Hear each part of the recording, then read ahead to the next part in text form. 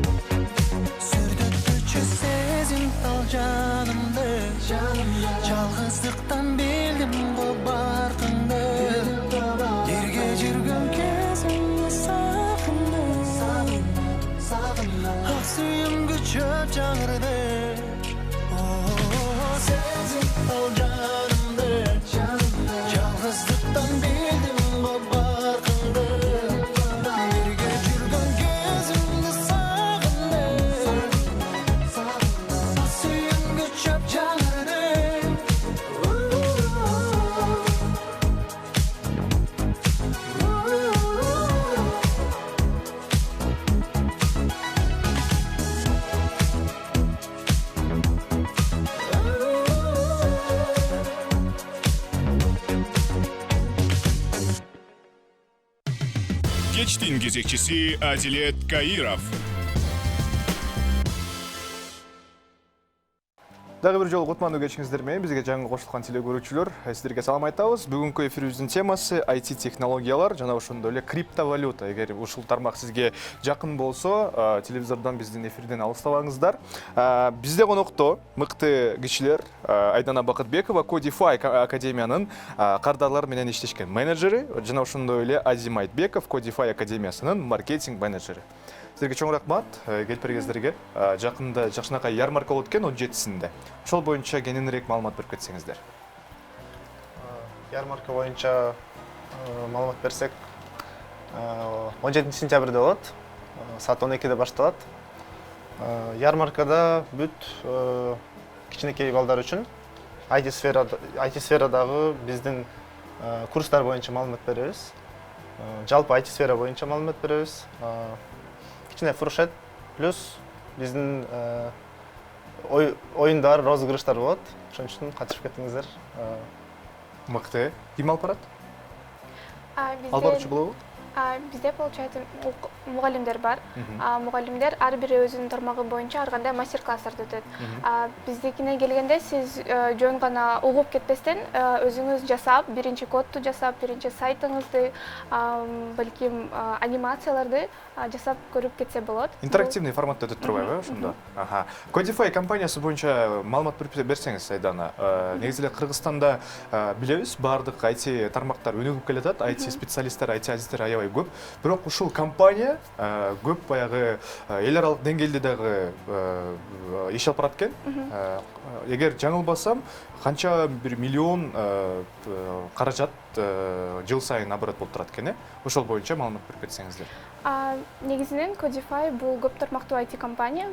Бизде негизги 3 тармак бар. Биринчи тармак бул биздин курсы программирования. Ал жерде биз 6 жаштан баштап IT сферанын бардык тармактарына окутабыз. Андан тышкары бизде вот Codify CRM LMS системасы бар. Бул система бизнес процесстерди автоматташтыруу үчүн атайын биздин разработчиктер менен жасалган. Үчүнчү тармак бул биздин IT компания. Биздин программисттер, алардын өзүнүн командасы бар. Алар заказга коммерциялык проекттарды алып, аларды чыгарып беришет, сайттарды, приложенияларды. Вот. Негизги биздин курс жөнүндө айткан болсок, биз уже канча жылдан бери Кыргызстандын жана чет өлкөнүн тармагына өзүнүн ишин жакшы биле турган адистерди чыгарып жатабыз. Вот. Негизинен азыркы учурда көп ишкерлер жана компаниялар ушул IT тармагына да өтүп бараткан турбайбы? Ошондо негизи эле заманбап технологиялардын өнүгүшү менен. Кыргызстанда канчалык деңгээлде бул тармак өнүккөн? Суроо талаптар мисалы барбы? Аябай эле көп. IT адистерге ушундай сизге окшогон компанияларга мисалы. Негизи эле дүйнө жүзү боюнча цифровизация азыр кылымы. Ошондуктан ар бир IT компания жалгыз гана IT компаниялар эмес, негизги даже медициналык тармактар, ар бир тармак өзүнүн базар экономикасында продвигать этиш үчүн цифровизация жолуна келип жатат. Өзлөрүнүн сайттарын жасайт, программаларын автоматташтыруу үчүн азыр көптөгөн иш аракеттер жасап жатат. Ошондуктан азыр биздин рынокто программисттерге жана программисттер менен чогуу иштеген специалисттер үчүн көптөгөн талаптар бар. Азыр Кыргызстанды карай турган болсок, бизде специалисттер жетишпей жатат. Именно IT тармагында программисттер, проектный менеджерлер. Вот ошондуктан биз окутуп, ушул компаниялардын өнүгүшүнө салым кошуп жатабыз. Негизи сиздердин компанияңызда кандай иш алып барат? Мисалы, менин өзүмдүн компаниям бар. IT тармагында ошо өнүктүрүп, өзүмдүн компаниямды жаңы деңгээлге чыгаргым келет. Сиздер мага кандай жардам бере аласыздар? Өзүңүздөрдүн ошо жумушуңуздар боюнча айта кетсеңиздер. Биздин ошол Айдана айтып кеткендей эле, бизнести автоматизациялоо боюнча CRM системабыз бар. Өзүбүздүн системабыз. Биз сиздердин кардарларыңызды аналитика жүргүзүп, жана компанияңызды өнүктүрүү боюнча жардам бере алабыз. Ар бир мисалы сиздин кардарларыңызды аналитика жасап, бүт эң башынан баштап продажага чейин алып барабыз да, мисалы. Сизде кандай компания? Негизи мисалга келтирдим да, мисал алып кетсемчи. Келиңиздер, анда азыркы учурда мисалга алалык. Баягы Кыргызстанда негизи эле Бишкекте аябай кофейнялар, ушундай көп тармактуу мисалы филиалдары бар, заведение деп коет эмеспи, көбөйүп баратпайбы биздечи? Ошолор боюнча мисалы өнүктүрүү. Мисалга алсак. Мисалга алсак, барына белгилүү Империя пиццы. Алар азыркы учурда өзлөрдүн приложениясын чыгарды, либо Куликовскийди алга турган болсок, алардын приложениясы аркылуу алардын кардарлары өзүнө кэшбэктерди чогултат. Ошол приложениянын жардамы менен алар өзлөрүнүн клиентский базасын көбөйтүп жатат. Анткени булардын мондай приложениясы бар, мен эгер ушул приложенияны көчүрсөм, аларга ар дайым барып турсам, мага ар кандай скидкаларды берип турат деп кардар ойлойт дагы, Куликовскийге лояльности көп болот. А биз ошол Куликовскийдин приложениясын, сайтын биз жасап беребиз. IT компания катары биздин разработчиктер ушундай приложенияларды чыгарып жасашат. Мун сураганым негизи эле көп бизде Кыргызстанда сиздерден тышкары, адистерден тышкары, мисалы менде болгон жөнөкөй кишилер түшүнбөйт эмеспи? IT тармагы кандай өнүктүрөт, кандай компаниялар менен иштешет, ошол боюнча сурадым. Анан бул жерде жазылып турат, маалымат боюнча Codify компаниясынын ошол 1 жылдык каражаты $1 миллион болуптур. Бул кандайча? Бул кайсыл жактан келген каражат? Бул негизи өзүңүздөрдүн заказчиктерден келген каражаттар саналганбы? Айтып кетпедимби, бизде 3 тармактуу компания. Ошонун бир тармагы бул Codify CRM LMS. Бул автоматизациялоо үчүн система. Бул системанын жардамы менен ар кайсы окуу жайлар, ушундай сиз айткандай эле кофейнялар өзлөрүнүн бүт болуп жаткан процесстерин, администратордун иштөөсүн, окуучуларынын келүүсүн, алардын аткарган үй тапшырмаларын бардыгын бир системадан көрө алат. Карантин учурунда бардыгыбыз көрдүк, биздин билим берүү тармагыбыз өтө отуруп калды. Бардыгы WhatsApp аркылуу окуп башташты. Бизде дагы курс болгон үчүн бизге бул формат туура келген жок да. Анткени качество бузулуп калат болчу. Ошондуктан биз өзүбүздүн системабызды ойлоп чыгардык. Ошол система азыркы учурда акселерационный программаны утуп, бул Сингапурдагы акселерационный компанияда азыр биздин жетекчибиз, биздин основательницабыз ошол жерде программаны өтүп жатат. Получается, ошол аркылуу биздин чыгарган системабыз аркылуу өзүбүзгө ушундай инвестицияларды алып келдик. Мыкты. Өзүңүздөр инвестиция каражат алып келип турбайсыздарбы ошондо? Ооба. Компания өзү менен өзү акталып, Келиңиздер кайра ушул ярмаркага өтөлүк. Жакында эле ушул 17 октябрда боло турчу жарманке. Негизи эле сиздер айтып калдыңыздар, Кыргызстанда аябай аз бул адистер, бул IT тармагында. Бирок менин билишимче, жыл сайын көптөгөн студенттер, абитуриенттер тапшырат эмеспи? Программирование жагына, IT жагына. Анткени ал жерде акча каражат көп дешет, Анткени көп адистер ушул эл аралык компаниялар менен иштешет, жана ошондой эле Google компаниясына түшкөнгө мүмкүнчүлүк бар. Сиздердин оюңуздар боюнча эмне үчүн жетишпейт? Айтып кеткендей эле цифровизация өнүгүп жатат. Кыргызстанда эле эмес, дүйнө жүзү боюнча. Ошондуктан адистер азыр гана эмес, келечекте дагы ар дайым керектелет. Себеби жумуш ишин ыңгайлаш үчүн, удобныйраак кылыш үчүн ар дайым автоматизация керек болот. Ошол үчүн эч качан программисттерге спрос азайбайт. Бул суроону бергенин себеби, анткени мен ойлоп атам да, ушун балким Кыргызстанда биздин калктын, биздин коомдун кээ бир бөлүгүнүн аң сезимине жетелекпи дейм да. Ошо сиз айткандай келечекте баягы көп адистерди роботтор алмаштырат деп калышат эмеспи? Бирок сиз айткандай IT адистери дайыма күч алып, дайыма керек болот. Жарманке боюнча маалымат берип кетсеңиз, Азим сиз менен аябай аз сүйлөшүп атабыз. Келиңиздер. Негизи Азим аябай чоң специалист, көп сүйлөбөйт, ошондуктан өзүнүн ишин, өзүнүн жумушун иш аркылуу көрсөтөт. Андыктан Жарманке боюнча да айта кетсеңиз, сиз ал жерде кандай жумуш алып барасыз, жана биздин телегөрүүчүлөр балким барып калса, жана мен барып калсам, кандай маалымат ала алам? Биз көбүнчө ошо маркетинг боюнча Бизде Инстаграмыбыз бар, Инстаграм барашын акта ошол тууралуу посттор жасайбыз. TikTok'та да азыр дагы бар болдук. Ошол жакта дагы өзүбүз сценарийлер жасайбыз. Көбүнчө ошол посттор менен иштешүү, таргетинг реклама, жана биздин таргеттен келген клиенттер менен сүйлөшүү да. Холодный звонки, горячий звонки, теплые звонки и продажи. Маркетинг жагында иштеткениз канча жыл болуп калды бул жерде жүргөнүңүздө? Codify'га келгениме чын айтсам аз эле болду. 3-4 ай болду келгениме. Дагы өздөштүрүп баштадым, дагы эле эмне. Бирок ошого карабастан компанияда канча киши иштебесин, сиз биздин эфирге келип отурасыз. Сиз аябай жакшы кызматкер экенсиз. Жакында звезда болосуз эми. Буюрса. Маркетинг жагы боюнча Кыргызстанды алганда бул тармак канчалык деңгээлде өнүккөн? Сиздин оюңуз боюнча.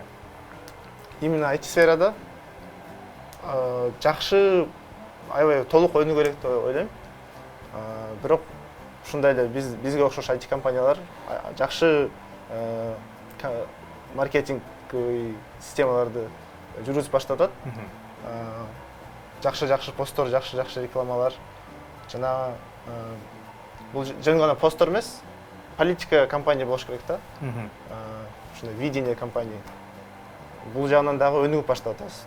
Толук жете элекпиз деп ойлойм. Жарнама боюнча айтып калдыңыз. Инстаграмда көп көрүп калам, ошол таргет деп коет эмеспи? Мен эгер жаңылбасам, таргеттен реклама деп коет эмеспи? Көп жолугам ошого, бирок негизинен аябай көп роликтер татышат, аябай жакшы сүрөттөрдү киргизишет, өзүнүн товарынчы реклама кылып, жарнама кылып. Бирок менин оюм боюнча бул аз эффективдүү.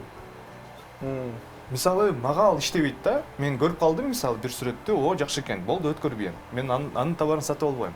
Сиздин оюңуз боюнча бул канчалык деңгээлде эффективдүү? Ар бир компания ошондой политика, ошондой нерсени кылыш керекпи? Бул политика, бул сиздин оюңуз жакшы, туура, жакшы суроо. Ар бир компаниянын, ар бир кишинин жеке ою бар. Бирок кылганга аракет кылыш керек, анткени биз азыр диджитал маркетинг деген понятие бар. Бул жака радио, телевизор, ошондой эле посттор жана кичинекей бөлүгүн ушул таргетинг келет да. Мисалы, жаңы компания болсо, бүт ушул диджитал маркетингдин бүт мүмкүнчүлүгүн кылганга аракет кылыш керек да. Ар бир стратегия. Бир рекламаны телевизорда чыгыш керек, мисалы, постторда жасаш керек, и таргетинг дагы жасаш керек да. Анткени бир киши балким ойлонуп отурат, квартира алсам эле деп, квартира алсам эле. Ал поиске мисалы кийгизди, квартира Бишкекке деп. Анан ошого жараша курулуш компаниялардын жарнамалары чыгат. Жарнамалар чыгат. Бул эми жаман деп айтса болбойт, мисалы. Бул жакшы нерсе да. Тем более ар кандай акциялар болот. Бул аз эффективдүү болсо дагы дайыма болуп туруш керек, бул ар бир компаниянын социалдык тармактарында жана ошондой эле телевизор, диджитал маркетинг деп өзүңүз айткандай. Ошол диджитал маркетинг менен караганда болуш керек. Мыкты, анда ушу жакшы орусча айтканда плавный переход деп коет эмеспи? Биздин эфирде азыркы учурда жарнама да келип калыптыр, өзүбүздүн дагы эфирибизде биздин мыкты спонсорлор менен, демөөрчүлөр менен төлөнөт. Андыктан азыркы учурда убакытта сиздер үчүн жарнама, андан кийин биз маегибизди улантабыз. Кечтин кезекчиси Адилет Каиров. Биз эфирибизди улантабыз. Эскерте кетейин, бизде конокто Айдана Бакытбекова, Codify академиясынын кардарлар менен иштешкен менеджери жана ошондой эле Азим Айтбеков, Codify академиясынын маркетинг менеджери. Чоң рахмат дагы бир жолу келип бергениңиздер үчүн. Жакында 17 октябрда барыңыздарга маалым, Codify академиясынын жакшынакай мастер-класстары болуп өтөт. Жарманке, чоң жарманке, ошол жактагы катышуучулар жана жарманке боюнча сүйлөшүп отурган учурубуз. Эгер кызыктаган биздин тегүүчүлөр болсо, программирование жана ошондой эле графикалык дизайны барыңыздар келсеңиздер болот. Абдан мыкты мастер-класстар болот. Кийинирээк сүйлөшөлүк спикерлер боюнча жана ошондой эле ал жактагы чыккан тренерлер боюнча маалымат берип кетсеңиз. Кимдерден маалымат алабыз? Мен айтып кетейин. Негизи менторлор, өзүбүздүн менторлорубуз. Курстар боюнча айтып кетсек, 6 жаштан баштап биз окутабыз да. 6 жаштан 10га чейин биринчи группа Scratch деген программа менен окушат. Бул Scratch деген бул платформа. Ал жакта бала кирип эң маанилүү алгоритмдерди үйрөнөт да. Мисалы, чоң киши язык программированияны окуш үчүн мындай оңой эмес да. То есть оңой эмес. Ошон үчүн балдарга эң кичинекей жашынан баштап биз үйрөтүп баштайбыз да. Кантип кичинекей бала билет, специальный блоктор менен анимация менен да. Мисалы, Scratch программада мышыктын сүрөтү бар. Биз бир канча алгоритмдер менен аларды эки шаг вперед деп туруп жүргүзүш керек. Потом он должен развернуться. Он разворачивается, бирок ал өзү жөнүндө эчтеке кылбайт да. То есть картинка она ничего не делает. Биз бала ошол коддорду жазып биз үйрөтөбүз. Ошол коддор менен ошол мышык бирдеме кылат да. Ошол программа, компьютер кантип ойлойт, ошону биз балага түшүндүрүп беришибиз керек. Мыслить как компьютер. Экинчи курста айтып кетсек, алакта уже кичине чоңураак балдар окуйт. Python на Minecraft деп коет, Python язык программирования.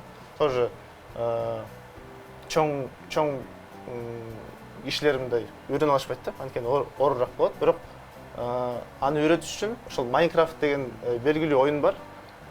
Алар Minecraft'та өзүнүн бир эмеси болот, дүйнөсү. Ал жактан мисалы нарисовать радугу деп туруп код жазат. Оюнда радуга чыгат да, мисалы. Балага кызыктуу уже. Ал дагы бирдеме кылгысы келет. Бирок жөн эле мисалы оюнда ал телефондо чукса, бул жакта уже код жазыш керек да. Ошентип мотивация болот. Бул өзүнчө бир баланын тилине ылайыктуу программа турбайбы, обучение курстар? Биздин курстар ушундай, атайын мындай кызыктуу баланын кызыктуу. Мен да үйрөнүп алсам болот турбайбы программирование ошондо? Жөн эле үйрөнбөй, ойноп да келет экен да, э? Бизде вот атайын 6 жаштан баштайбыз. Анткени кичинекей балдар азыркы учурда программирование өнүгүп жаткан баардык эле ата-эне билет, ошон үчүн баардык эле баласын бере берет программирование. Бирок биз кичинекей балдарга кичинекей чагынан кайсы тармак өзүнө эң ыңгайлуу экенин билиш үчүн ар кандай тармактарды өтүүсүн сунуштайбыз да. Мисалы, вот биринчи тармак, Азиз айтып кеткендей, бул Scratch. Scratch'те вот ал платформа, ал жерден негизги программированиянын кандай аспекттери бар. Кичинекей бала көрөт да, телефондон ойноп атканда кнопканы бастым, всё, андан ары ичинде эмне болуп жатканын билбейт. Биз ошону эмне болуп жатканын үйрөтөбүз. Экинчи уровень деп коет да, биз уровеньдерге бөлөбүз. Ошол уровеньдерди өткөндөн кийин кичинекей бала өзүнүн келечекте ким болорун кенен маалыматы болот да. Ошондой уровеньдерди өтүүнү бизде эң чоң возможностьсу 17 сентябрда саат 12-де биздин Codify академиясында болот. Ал жерде бизде жөн гана программирование эмес, бизде креативный балдар бар көп. Алар үчүн графический дизайн жана digital дизайн, digital art деп коет да. Ал жерде планшеттерде сүрөттөрдү тартышат. Ушундай мастер-класстар болот. Ар бир мастер-классты биздин менторлор берет. Ментор бул биздин мугалим. Алар болсо азыркы опытный специалисттер, өзүлөрү бир IT компанияда программист болуп иштейт. Ошондой эле өзүнүн билими менен бөлүшкүсү келген үчүн бизге мугалим болуп да келишет. Алар өзүлөрүнүн өткөн жолун айтып беришет жана ошондой эле кичинекей балдар менен чогуу ар кандай мастер-класстарды өтүшөт. Биринчи кодун жасайт. Бала биздикине келгенден кийин уже өзүнүн биринчи сайтын жасап көрөт. Ушул мастер-класстарга келгенден кийин көрөт, бул кызыктуу же кызыксызбы, канчалык оор же жеңил экенин программирование ал үчүн ошону биле алат. Ошондуктан биз ушундай мастер-класстарды өткөргөнгө көп аракеттер жасайбыз. Кичинекей балдарды программированияга үйрөнүшүн, келечекте мыкты адистер болсун деген ой менен. Мыкты. Сиз айтып калдыңыз digital art деп. Ушул боюнча түшүнүк берип кетсеңиз, аябай кызыктуу сөздөр экен. Получается, азыркы кезде сиз билгендей эле вот аниме, мультфильмдерди көрөбүз бардыгыбыз. Ал жерде ар кандай персонаждар бар, бардыгы жылат, күлөт, жана Телеграмда стикерлер, Инстаграм бардык стикерлерди планшет, атайын цифровой планшеттер бар. Ушуларга Photoshop приложениясынын жардамы менен сүрөттөр тартышат. Ошол жерден ошол персонаждарды тартып, алардын ар кайсы детальдарын жакшылап кененирээк тартканга үйрөнүшөт. Мунун баары биздин балдардын, кичинекей балдардын күнүмдүк баягы турмушуна, күнүмдүк развлечение деп коет эмеспи, кызыктарына өтүп кетсе, мисалы алар жөн эле планшет алып ошол жерден эле сүрөт тартып калышат турбайбы? Карандаш кереги жок, эч кандай боектун кереги жок, Канчалык деңгээлде бул сиздер үчүн плюс жана минус? Мисалы, биз кичинекей кезибизде эсиңиздерде, чоң карандаштар бар. Каалаган карандашты алып, баракты тытып, каалагандай тартып, кайра өчүрүп, ушундай кылчубуз. Бул өзүнчө бир романтика. Баарыбыз эле түшүнүп атабыз, азыркы учурда заман өнүгүп, заманбап технологиялардын өнүгүшү менен аябай жеңилдеткен мындай ушул сыяктуу планшеттер бар. Ошол жерден баягы сүрөт тартсак болот, видео жасап койсок болот, сүрөт дагы тартсак болот.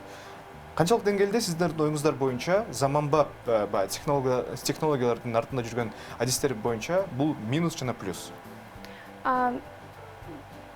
Кичинекей балдар кичинекей чагынан эгер экология тарабынан келе турган болсок, биз көптөгөн мусор чыгарабыз. Ошол мусордан менин оюмча арылганга жардам берет. Анткени бул көптөгөн экологиялык расходдор. Планшетте болсо сизге эч кандай дополнительный каражаттар кереги жок. Сиз жөн гана планшетти аласыз. Башында, конечно, бир аз кымбатыраак болот, но эгер келечекти карай турган болсо, бул чоң инвестиция десе болот. Жана ошол жерден сиз жөн гана сүрөт тартканды үйрөнбөйсүз, сиз цветовая гамма, позиция, ошол нерсенин бардыгын бир эле приложениянын ичинде жасап чыгарганга үйрөнөсүз да. Көп оңоюраак. Жана эгер сиз мировой форматка чыга турган дизайнер болгуңуз келсе, бул сизге көбүрөөк пайда берет, нежели сүрөткө бумагага тарткандан көрө. Мыкты, Азип, сиздин оюңуз боюнча? Негизи бул экология жактан дагы туура. Анын мындай планшет жөн мындай планшетте тартпайбыз да. Акта өзгөчө планшеттер болот. Бул планшеттерде андай манипуляциялар кылса болбойт. Акта өзгөчө чувствительный перо болот. Жана негизи планшетте башкача болот да. Он просто как сенсор. Сиз тартканда компьютерден көрсө болот да сиздин тарткан эмеңизди, сүрөттөрүңүздү. Жана возможность мындай мыкты художник болсо, ушундай таланты бар болсо, көбүрөөк мүмкүнчүлүктөр бар да. Ушундай азыр эле технология, мисалы фонду кылып сразу же болбосо оңоюраак дагы жана мүмкүнчүлүктөр кенен. Мүмкүнчүлүктөр келен. Не кылса дагы ошону тарта алат. Ошол жагынан пайдалуу деп ойлойм да. Аниме чыгарып коет турбайбы, мисалы кичинекей эле бала анимация. Аниме негизи эмнеге популярдуу? Кинодогу, мисалы кинодогу биринин ойду тартыш аябай оор да. Анимеде художник, сценарист ал өзү отуруп каалаган нерселерди тартса болот да, тарта алат. Ошол жагынан аябай жакшы деп ойлойм. Жана ошол аркылуу өзүнчө бир дүйнөнү жаратышат да, өзүнчө бир персонаждарды, характерлер. Мен мисалы Нарутону көрөм, аябай кызыгып кичинекей кезимден бери. Мыкты. Курстар боюнча сүйлөшөлүк. Азыркы учурда Кыргызстанда IT адистер боюнча, IT технологиялар боюнча аябай көптөгөн курстар бар.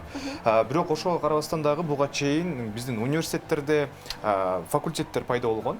Өзүбүз билебиз. Сиздердин билимиңиздер боюнча IT тармагына катнашып келгенсиздерби же кандай? Бүткөнсүздөрбү дегеним да, баягы кандайдыр бир факультеттерди билимиңиздер боюнча. Жок, меники экономический образование. Меники IT сферада билимдер. Такыр киригишпесе. Жок, киригишем, бирок ушул курс бүт ушул IT компаниянын баарын үйрөндүм да. Ага чейин билимдерим жок болчу. Только мындай биздин эле көрүп жаткан көрөрмандар болчу. Ошондой эле билимдер ошондой эле болчу. Азыр кичине тереңирээк болуп калды. Мыкты, Айдана, сизчи? Менин дагы өзүмдүн кесибим IT тармагында эмес, бирок айтып кете турган нерсе, программист болуу үчүн сизге специальный инженерный образование кереги жок. Анткени программирование тармагында сиздин именно дипломуңуз азыркы учурду карай турган болсок өтө маанилүү эмес. Азыр сиз эгер бир компанияга программист болуп иштегиңиз келсе, сиздин опытыңызды карайт, сиздин билимиңизди карайт. Ушул тарабынан өтө мыкты, мага жакканы бул сизди специалист катары карайт. Не внешний вид, а вот именно специалист, кандай билимиңиз бар болгонун маанилүү. IT сферасында дипломдун кереги жок. Туура түшүндүмбү ошондо? Билим керек. Диплом билим, өтө тажрыйба, маанилүү билим. эмес. Билим керек. Курстардан болобу же университеттен болобу? Мыкты. Өзүңүздөрдүн оюңуздар боюнча университетте дээрлик жакшы билим алышабы биздин студенттер IT тармагы боюнча? Анализ кылган эмессиздерби? Биз анализ кылабыз. Получается, бизде ар кайсы универлер бар, и бизде даже сотрудничество бар. Кээ бир ушундай университеттер менен алар бизге келип, биздин мугалимдер алар үчүн сабак берүүсүн калаганын көргөндөн кийин биз ошол именно кайсы университеткен ошол университеттер үчүн алардын окуучуларынын билими маанилүү деп эсептейбиз. Анткени алар биздин мугалимдерден суранышат алардын окуучуларына сабак берүүнү. Бирок негизинен айта турган болсок, азыркы учурдагы университеттердин программасы бир аз эскирди. Ошондуктан көп окуучулар, университеттин окуучулары бизге келип профессионально бир тилди үйрөнүүнү каалашат. Мага кызык болгону курстарды мен досторум мисалы негизи эле бардык Бишкек шаарында жашаган тургундардын баары өспүрүмдөр, студенттер болобу жана чоң кичилер болобу баары курстарга барышат. Курстар бүткөндөн кийин атайын бир сертификат берилет, Сиздердин компанияңыздарда ошол сертификат аркылуу эл аралык деңгээлдеги компанияларга барып жумуш тапса болобу? Получается, бизде сертификат берилет. Бул бардык окуучулар үчүн. Окууну эгер сиз мыкты аяктаган болсоңуз, бизде лицензия от Министерства образования бар. Ошондой сизге сертификат беребиз. Эгер жеке биздин окуучуларды айта турган болсок, биз статистика жүргүзөбүз. Биздин статистика боюнча биздин азыр мен чоң окуучулар жөнүндө айтып жатам, кичинекей балдар эмес. Алар ушундай международный IT компанияларга, Кыргызстандын ичиндеги компанияларга трудоустраиваться. Мыкты. Айдана, Азим, сиздерге чоң рахмат. Аябай мыкты маалымат берип кеттиңиздер. Чынында көп нерсени түшүнгөнгө мен да көп билим керек экен бул IT тармагында. Көп нерсени түшүнбөйт экенмин. Сиздер дагы көп түшүнбөй, көп билимиңиз жок болсо IT тармагында жакында 17 октябрда Codify академиясы уюштуруп жаткан жарманкага келиңиздер, барыңыздарды күтөбүз.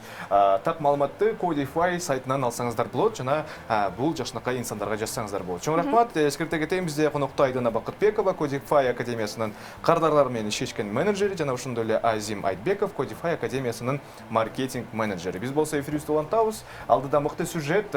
Бул сюжет аябай сиздерге кызыктуу болушу мүмкүн. Анткени Илон Масктын 5 ойлоп тапкан мыкты машиналары жана ошондой эле долбоорлору боюнча тааныштырабыз.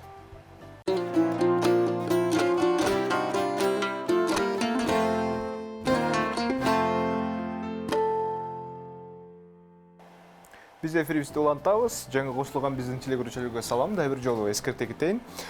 Биздин бүгүнкү эфирибиздин темасы IT жана криптовалюта, инвестиция боюнча сүйлөшөбүз. Жана ошондой эле биздин куттуу студиябызда Канат Эсеналиев, инвестор, ишкер, инвестиция боюнча кеңешчи жана криптовалюта боюнча дагы маалымат берип кетет. Чоң рахмат. Ассаламу алейкум Канат байке, келип бериңиздер үчүн. Валейкум ассалам. Бардык ишкерлерден убактысы график аябай оор, билебиз. Бирок ошого карабастан убакытта биздин эфирге келгениңиз үчүн чоң рахмат. Криптовалюта боюнча сиз менен кеңирээк сүйлөшөлү, аябай кызык мага дагы бул тема. Жалпы эле биринчи суроо, жалпылай кетчү, Кыргызстандагы ишкердик боюнча азыркы учурда деңгээли кандай, түшүндүрүп кетсеңиз?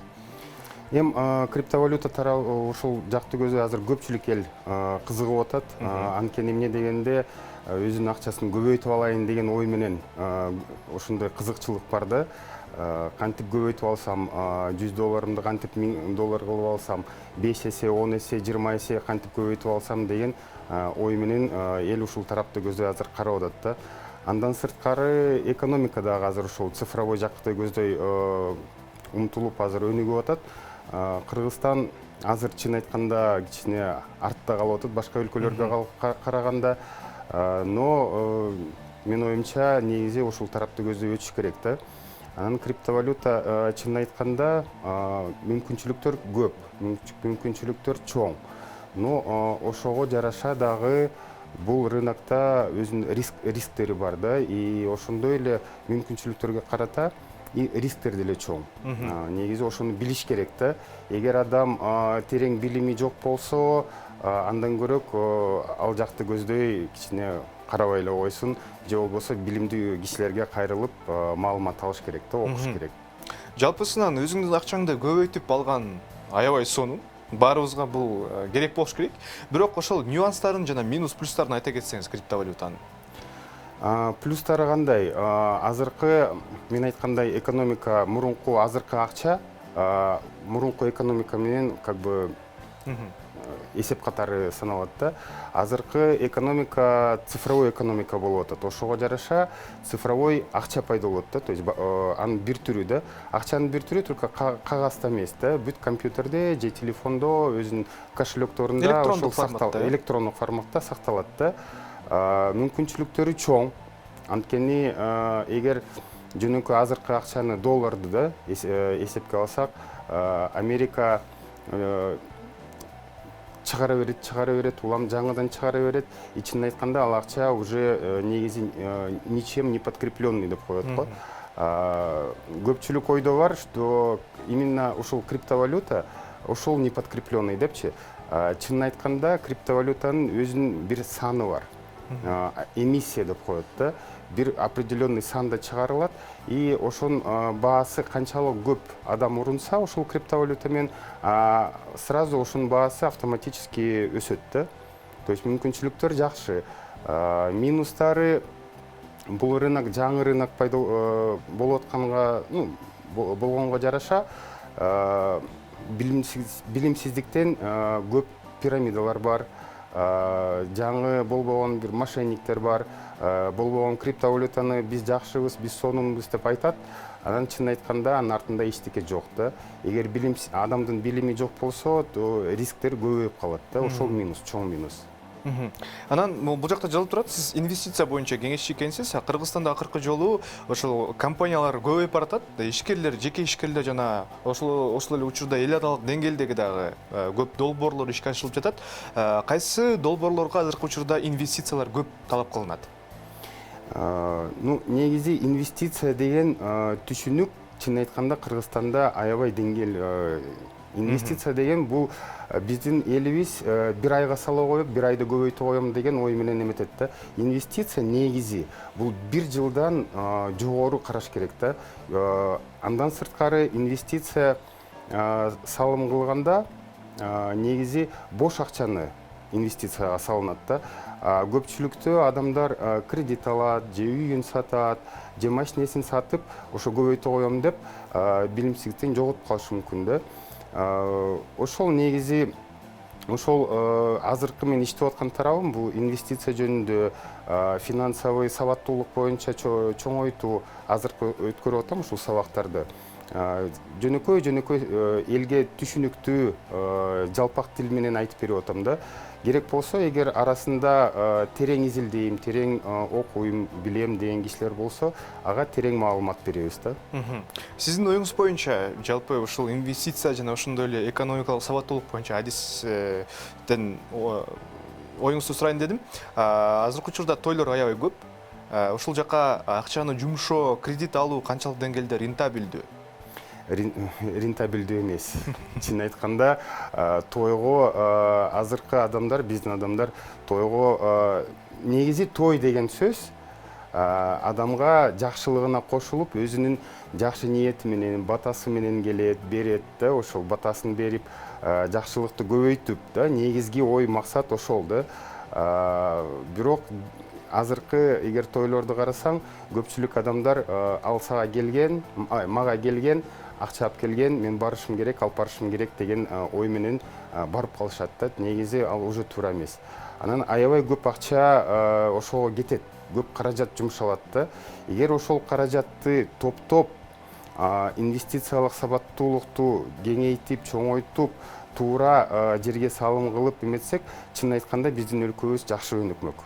Жанан жалпысынан ушу ишкерлер да боюнча сурайын дедим. Кыргызстанда ишкерлердин жана ишкердиктин сапаты өсүп баратабы? Чын айтканда, могу пандемия ишкердиктерге чоң аябай проблема түштү да. Традиционный бизнес азыр аябай чоң проблемалар менен туш келип, чын айтканда эмне кылаарын билбей атышат да. Анда санда аз-маз эле кээ бир бизнестер кичине на плаву остались дегендей да. А көпчүлүгү болсо аябай кыйынчылык көрүп атат негизи. Ошондой ситуация азыр болуп атат да көпчүлүк жерде. Жалпысынан ушул бизде телегөрүүчүлөрдүн арасында балким жаш ишкерлер бар, жалпы ошо бизнесин жана өзүнүн идеясын ишке ашыра албай жатканча, сиз жалпы ушул адис катары кандай кеңеш берет элеңиз? Кандай идея керек жана кандай экономика жактан жана акча каражат жактан кандай стратегия керек? Көпчүлүк адамдар биринчи ушул каяктан акча тапсам. Кечиресиздер, эл аралык деңгээлде карабайлык, ушул Кыргызстанды эле алалык, ушул Кыргызстан ичинде. Кыргызстан ичинде кандай деп айтсам, негизги жакшы салым, жакшы инвестиция бул өзүңдүн билимиңе салым да. Күндөн күнгө өнүгүш үчүн күндөн күнгө билим алыш керек. Негизги эң сонун инвестиция бул инвестиция өзүңдүн билимиңе. Идеялар билим алып аткан маалда өзүнүн өзү эле идеялар келет. Көпчүлүк идеялар чын айтканда орусча айткандай сырой да, то есть быш элек. Ошону быштырыш үчүн жалгыз болбой, өзүң ой пикириң менен, сенин ой пикириң менен ким туура бөлүшкөн адамдар менен жолугуп, профессионалдар менен жолугуп, кеңешип, мондай консилиум катары бир чечимге эметип, жакшы бир идеяны генерировать этсе, генерация кылса, чогуу бир эмес, жалгыз эмес ишкер болсо, ошондо мен оюмча ошол идеяларды ишке ашырса болот да. Негизи бизде Кыргызстанда идеялар, жакшы идеялар бар, жигиттер көп. Бирок таба албайт, анткени жалгыз да. Орусча айтканда один в поле не воин. Ошон үчүн мен оюмча биригиш керек да, негизи күч бириндикте болот да. Мыкты. Билим тармагына инвестиция кылыш керек дедиңиз. Дагы криптовалютаны изилдеш керек. Блокчейн деген эмне изилдеш керек. Жалаң криптовалюта бул негизи верхушка айсберга дегендейчи. Анын астында технологиялар бар да. Блокчейн деген технологиялар чыгып атат. Ошол блокчейн как раз ошол эмне бул блокчейн, кандай иштейт, бул IT сферага как раз туш келет да. Кандай иштейт, бунун перспективасы кандай, ошонун баарын көргөндө, ошондо түшүнгөндө, чын айтканда үстүңкү жагы менен эле кызыкпай да, ошондо адамдын билими тереңирээк болот да. Билим эмнеге изилдеш керек? Анткени дүйнө жүзү бүт ушул тарапты көздөй кетип баратат да. Эмне үчүн? Мага кызык. Эмне үчүн? Бул кандай десем, адамдын негизи эволюция бар да, эволюция развитие деп коет. Өсүү үчүн, өнүгүү үчүн эволюция бар. И дайыма переход болот да. Мурунку таш кылымда адамдар жашачы, андан кийин дагы башка феодалдык маал келген да. Даже ошо акча жагын деле айтсак, мурун акчанын тарыхын карасак да, мурун соода адамдар бири-бири менен кандай соода кылчу эле? Бартер аркылуу. Кийин анан монеталар пайда болду, тыйындар, алтындан, күмүштөн, жестен жасалып калган да, туурабы? Андан кийин акча кагаздары, кагаз акча пайда болуп калды да. Ошондо банктар эмне дедиле? Келгиле алтыныңарды банкка тапшыргыла, биз силерге кагаз беребиз. Жеңилирээк. Ошол кагаз любой маалда келесиңер, например, банкка, и сизге алтынды ордуна коюп беребиз депчи. 71-жылы Никсон долларды алтындан бошотуп койду. Чын айтканда акча ал уже сапатын жогото баштады да. То есть бул акча азыркы экономика өзүнөн өзү морально устарела дегендей болот да. И ошон үчүн бул кандай десем, бул необходимость да, жаңы этапка өтүш үчүн жаңы экономика түзүлөт. Жаңы экономика түзүлсө, ошол экономикага жараштуу ошол акча пайда болот да. Бул это нормальное явление. Сіздің ойыңыз бойынша, сіз айтпайсыз, азыркы учурда Кыргызстан башка өлкөлөргө караганда, чет өлкөлөргө караганда криптовалюта боюнча сабаттуулугу аз, көп нерсени билбейт. Кыргызстанга бул канчалык деңгээлде керек, сиздин оюңуз боюнча? Кандай канча деңгээлде керек? Криптовалюта. Негизи бул адамдын өзүнөн да, эгер адамдын кызыкчылыгы бар болсо, өнүгөм десе, кызыгам десе, убакыт менен убакытка жараша, орусча айткандай в ногу со временем идти да, убакытка жараша кадам кылыш керек, билиш керек. Кайта эле бул инвестиция билимге. Мен оюмча негизги инвестиция бул билим. Эгер каяка дүйнө жүзү өнүгүп атат, Кыргызстан кайсы тарапты көздөй баратат, эмнеге Кыргызстан үчүн керек? Анткени дүйнө жүзү боюнча өтүп атат да. Бул тарапты көздөй. Бул суроону бергеним, мурун мисалы кинолордон көргөнбүз, Америкада же болбосо башка чет өлкөлөрдө баягы банктарды бандиттер келип урдап кетчү эмес беле акчаларынчы. Бул эмнени билдирет? Бардык эле жарандар ошол өлкөнүнчү акчасын банкта кармашат, банктан алып келишет. Электронный период дегендери бар, мисалы тиркемелер. Кыргызстанга бул кирип келди жаңычы. Бирок менин оюмча башка мисалы региондорго, алыскы региондорго жете элек. Анан бул орусча айтканда резкий переход эмеспи дегеним да. Сразу эле ушул электрондук капчыктарга эми көнүп баштасак эле кайра эле криптовалюта деген жаңы бир өзүнчө бум жараткан валюта келип отурганычы. Негизи электрондук акча бул азыркы сом деле электрондук катары нерсе болот да, туурабы? Чын айтканда, туура айттыңыз, резкий переход болуп атат да. Көпчүлүк адам быша элек, аң сезими быша элек да. Адам көнүп калган, колунда акчаны кармап да. Ооба, бизде дагы аябай муну балашат да, колунда акча, кагаз керек да бизгечи. Электрондук кереги жок. Мисалы электрондук болсо мен көп коротом, акча болсо көп коротпойм. Анткени мен кармап турам, капчыгымда акча бар. Макул. Бирок электрондук болсо, ал жакта цифрлар да. Акчанын баалуулугу кетип калабы дейм да. Чынында эле кайта эле тарыхка кайрылам. Акчанын тарыхына да. Мурун алтын, адамдын колунда алтын болчу. Ал банкка келет, тапшырат, ордуна бир кагаз берет. Адам ишенбейт, туурабы? Каяктагы бир кагаз, кантип эле мен кагазга алтынды берип атам, ордуна кагаз берип атат депчи. Азыркы маалда деле ошондой болуп атат да. Сиз кагазыңызды бериңиз, биз сизге счетуңузга жазып коебуз электрондук акча деп. Колуна кармай албагандан кийин көпчүлүк ишенбей атат. Бирок жаңы технологиялар ушул тарапты көздөй кетип баратат. Айла жок, көнүш керек. Айтып атам го, изилдеш керек, окуш керек, билимге салым кылыш керек. Ошондо анткени кандай десем, орусча айтат го, вся жизнь это эксперимент дейт. Эгер эксперимент кылбасаң, эчтекеге үйрөнбөйсүң. Алма быш, оозума түш, чын айтканда бул жалкоонун девизи да. Мыкты. Негизи ушул мен көп билбейм да, криптовалюта деп аябай көп угам. Менин досторум дагы кээ бирлери ушул IT технологиялар боюнча, IT тармагында жүргөн досторум көп криптовалюта боюнча обсуждение кылышат, өз ара отуруп алыпчы. Бирок мен дагы эле түшүнбөйм ушунун иштөө технологиясын. Сиз түшүндүрүп кетсеңиз. Криптовалюта негизи кандай десем, бул ошол эле акча. Ар бир кагазда, банкнотада код бар. Билесиз го? И ар бир код кайталанбайт. Криптовалюта бул ошондой эле код, только кагазы жок.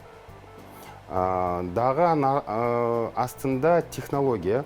Мен сизге банктын посредничествосы кереги жок да. Мен сизге өзүм кошелегуман сиздин кошелегуңузга түз которо алам. Без посредников. И каякта болбосоңуз, Америкада болосузбу, Таиландда болосузбу, биз чалышып, мен сизге P2P деп коет. Прямой переход денег сизден, менден сизге или сизден мага. Без посредников. Ошол блокчейн аркылуу. Блокчейн, бүт переводдор блокчейнде сакталат да. Сакталат и аяктан уже алмаштырган болбойт. Бүт жазылуу, эгер кагазтарды оңдоп койсо болот деген ой бар. Бирок блокчейнде бүт жазылат, бүт сохраняться этилет, бүт транзакциялар и айтат го блокчейндин арты менен буйруса тазалыкка келебиз депчи.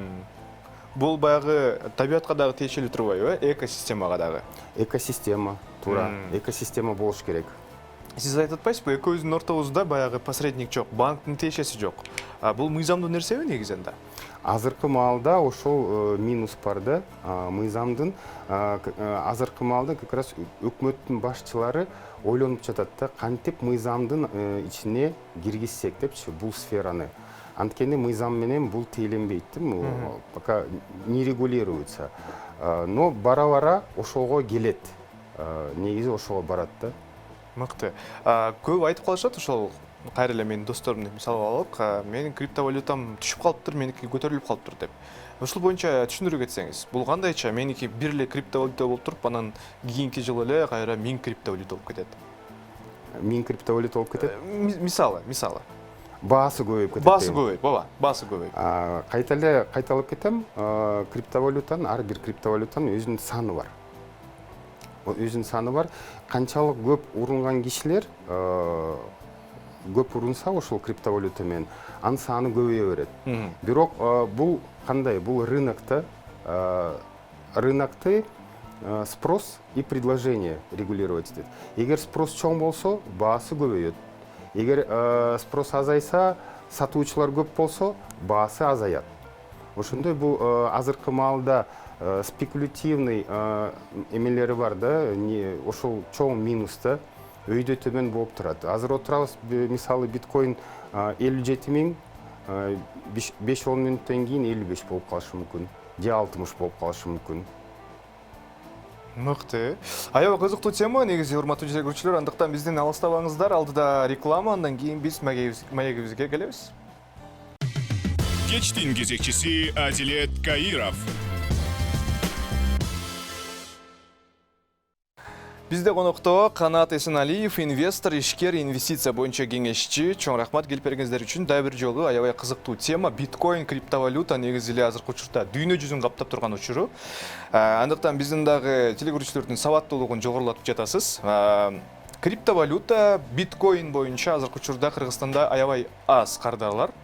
Кантип мисалы мен кирем ушул системага? Мен мисал катары келейин, сиз түшүндүрүп кетсеңиз. Сиздин туура түшүнсөм кызыкчылыгыңыз бар. Биткоин алам десеңиз, кантип алам деген суроо да? Мен мисалы катары өзүмдү келтирдим да. Бул жөнөкөй эле. Бул базарга барганда сиз помидор же жер жемиш алам десеңиз, базарга барасыз да. Эгер криптовалюта алам десеңиз, сиз барып биржага жазыласыз. Биржадан билишиңиз керек, анан кошелек болот. Ошол биржадан сатып алып, же биржадан сактасаңыз болот, же кошелегиңизге чыгарып алсаңыз болот да. Анан ошол эле биржа бул базар. Бирок биржада ошол криптовалюта соода кылынат да, бирөө сатат, бирөө сатып алат. И бүгүнкү күнү азыр келатып карап көрдүм, бүгүнкү күнү күнүнө 116 миллиард долларга соода кылынат. Биткоин гана 40 миллиард күнүнө 24 саатта соода кылынат да.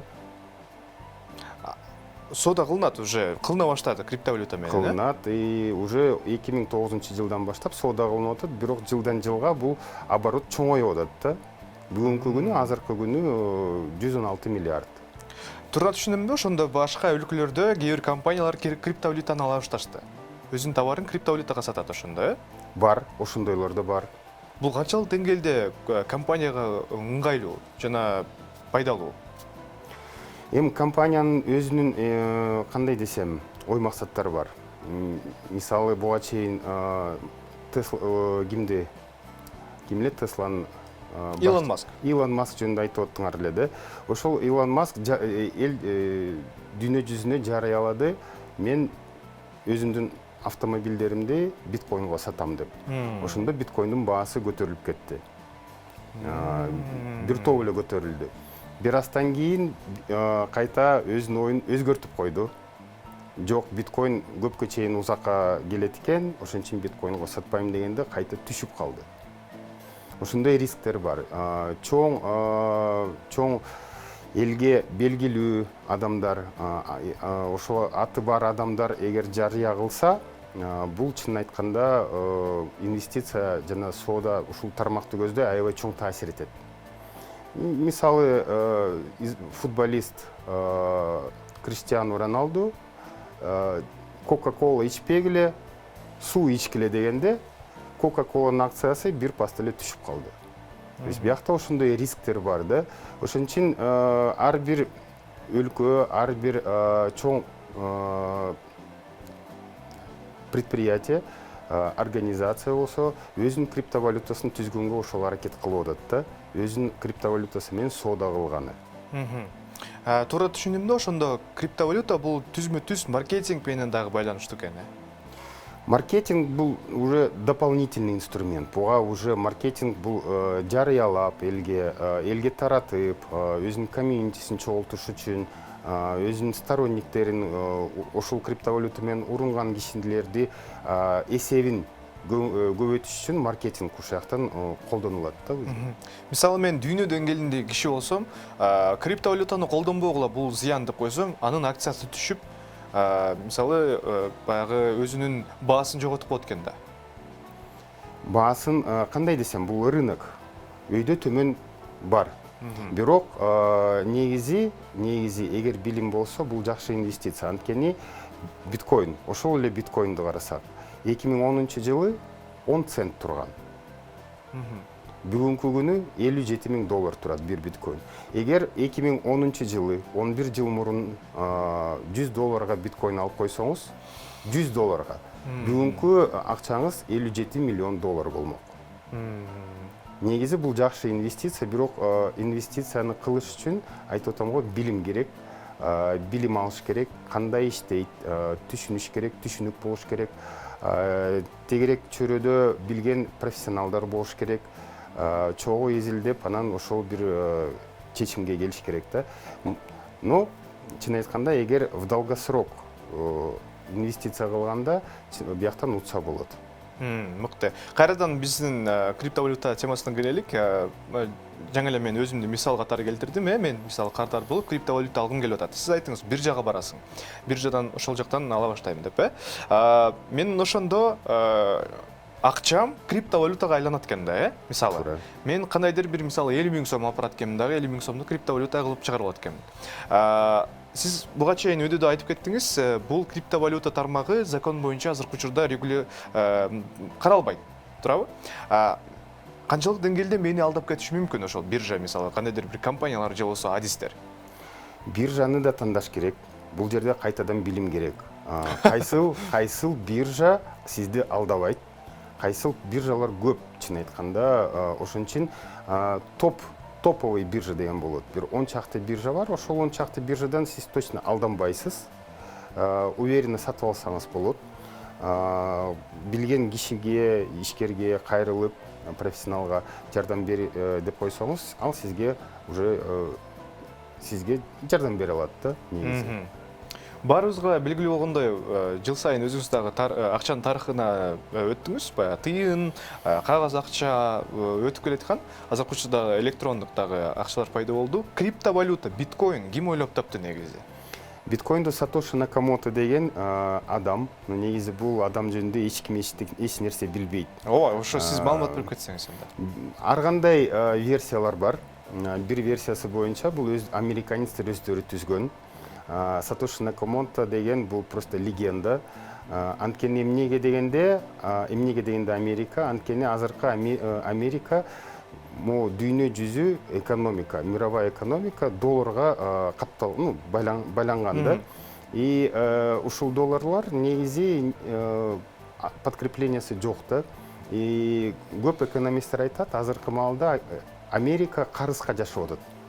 И ошол карызды жоюш үчүн американецтер ошол биткоинду ойлоп табышты деген ой бар. Бул бирок бир ой, башка дагы ойлор бар, что Сатоши Накамото өзүнчө эле, инкогнито калып атат да, эч кимге дүйнө жүзүнө өзү жөнүндө жарыялабай, бирок бир маалда кайта келет, ошол миллион биткоин, өзүнүн тапкан миллион биткоин менен өзүн ачыкка чыгат деген бир ой бар да.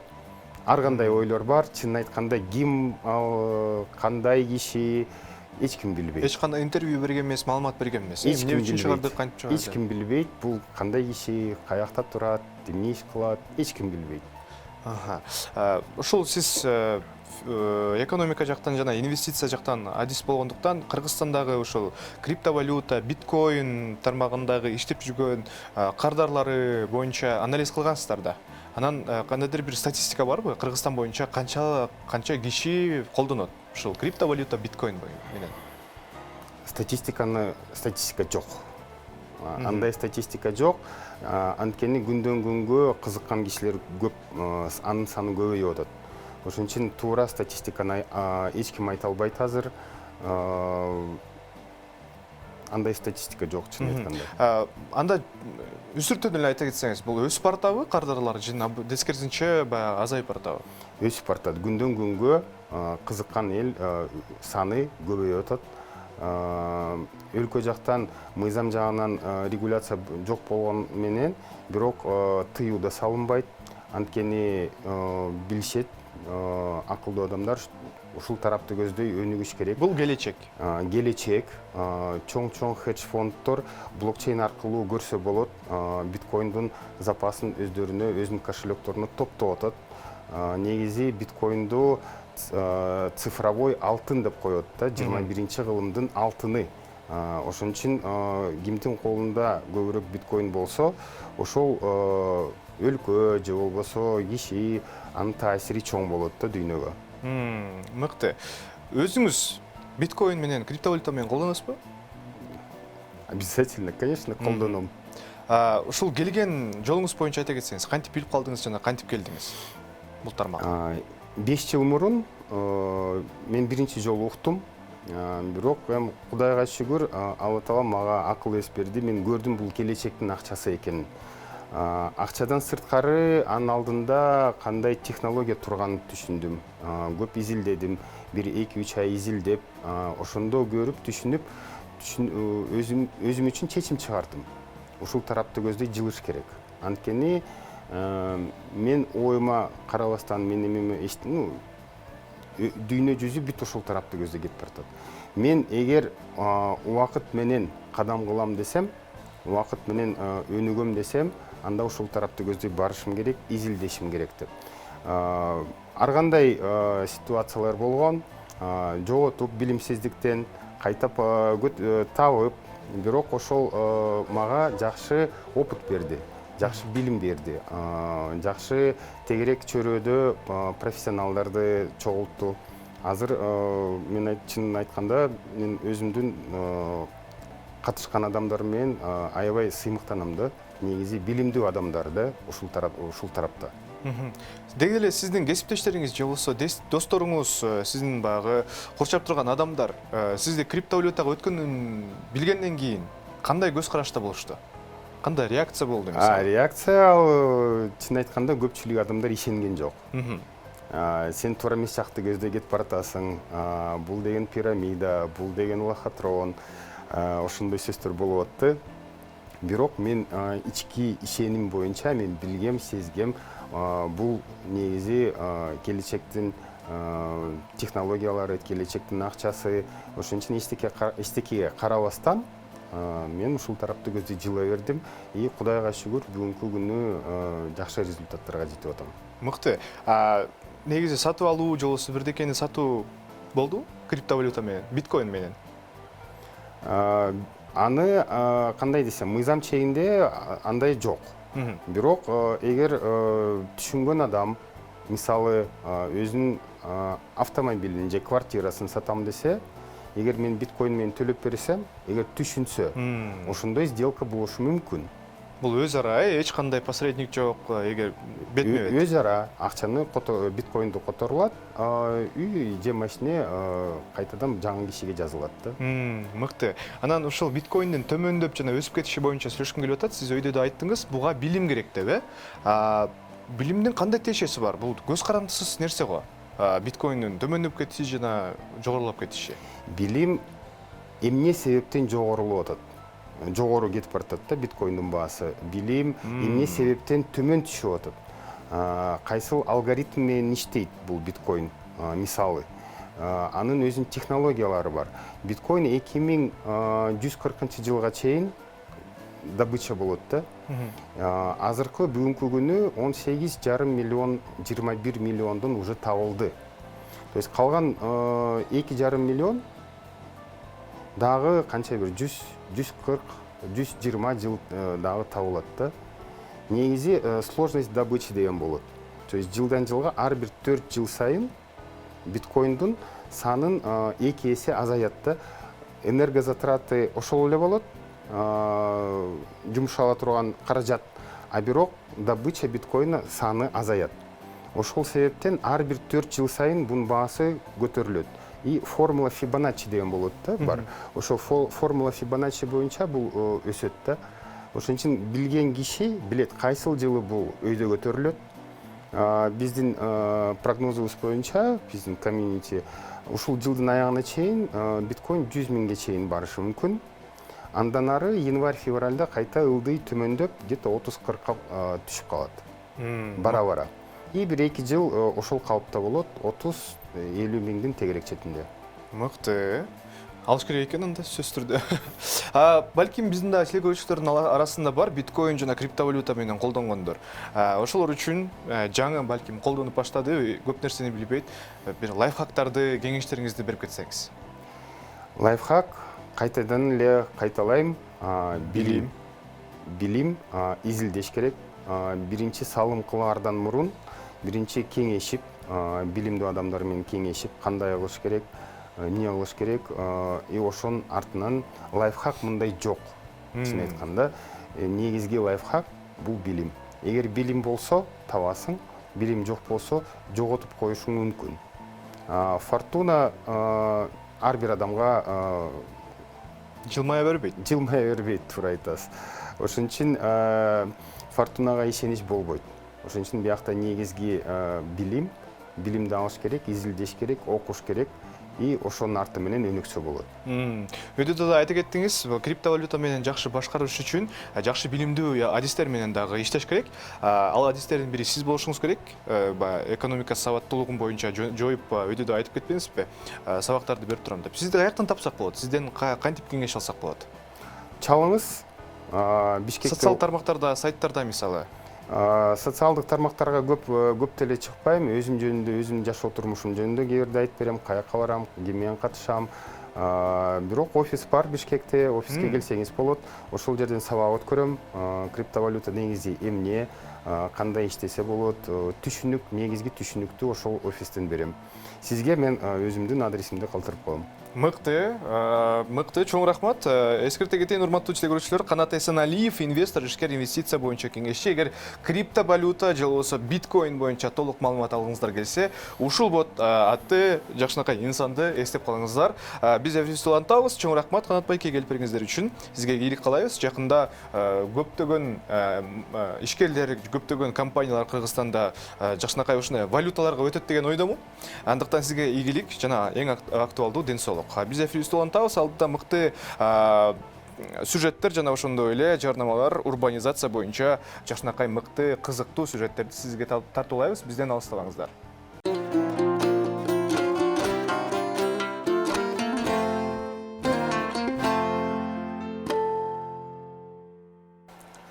Эфирибизди улантабыз. Биздин студияда аябай мыкты инсандардын бири келип отурат жана кызыктуу темаларда сүйлөшөбүз. Тилек Токтогазиев Номадинг инженердик компаниясынын негиздөөчүсү жана ошондой эле Кыргыз Республикасынын Айыл чарба, тамак аш, өнөр жай жана мелиорация экс-министри. Жана ошондой эле бизде предприниматель компаниясынын event менеджери Темирлан Осмонкулов. Ассаламу алейкум.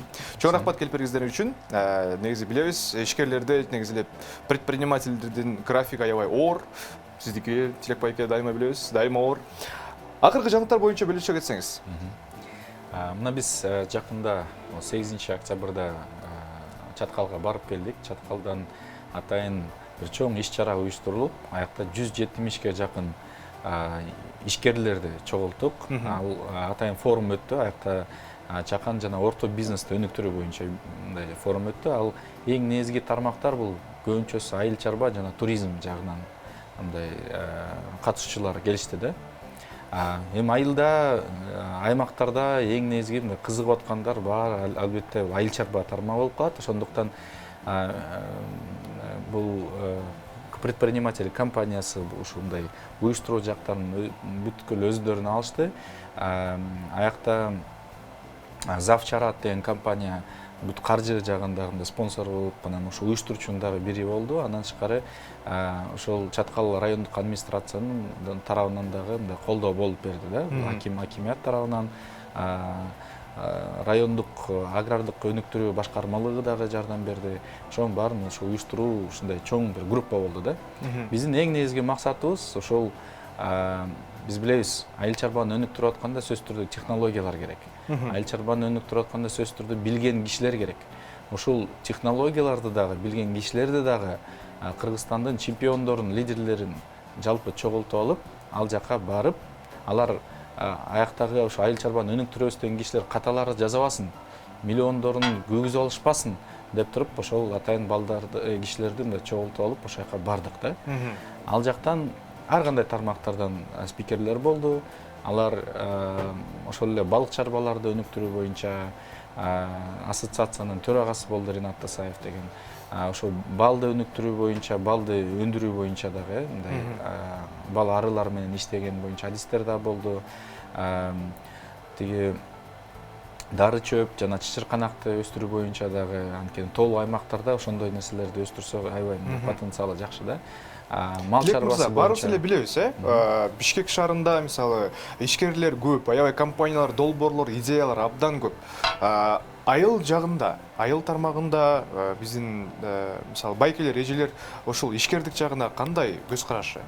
Баарыбыз эле билебиз, мисалы ал жерде тала эгип, мал жандык багып, жана ошол мал жандыкты сатып, ишкердик ошол менен токтойт, Мен бир эле көрсөткүчтү айтып кетейин. Дүйнөлүк банктын мындай изилдөөсүнүн негизинде Кыргызстанда орточо бир фермер 1 жыл бою иштеп, тынып иштеп, 1 жыл бою ошондо орточо $1,5 продукцияны өндүрөт экен да. 1 жыл бою иштеп, ошондо $1,5 продукцияны өндүрөт. Ошол эле Аргентинаны алсак, Аргентинада орточо фермери 1 жыл иштеп, $330,000 продукцияны өндүрөт.